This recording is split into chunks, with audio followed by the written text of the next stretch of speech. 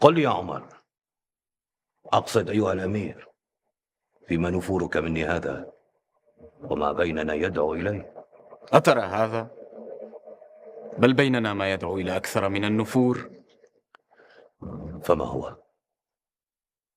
إنك يا حجاج ظلوم غشوم حقود كذوب حسود لدود. أقر لك بثلاث وأنكر عليك اثنتين، فإني كما قلت حقود لدود حسود، وأقر بها، لكنني ما كنت كذوبا وما كذبت قط، ولست بالغشوم، وإلا ما بلغت عند أمير المؤمنين هذه المنزلة. فإن تصر عليها فكأنما تسيء الظن بتقدير أمير المؤمنين. أهملت واحدة، فلا اعترفت بها ولا أنكرتها.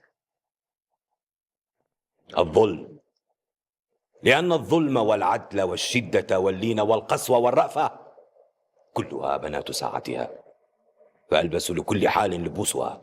وإنك أكثرت من ظلم الناس وقسوت، فإلى متى تقتل الناس؟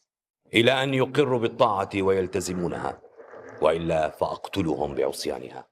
والله ما كان افتراء الناس بأشد وطئا من افترائك على الناس. اسمع يا حجاج، إن الدماء التي تسفكها ستفيض بك يوما، فتحاصرك وتحصرك وتغرق فيها. عندها لن تجد من ينتشلك.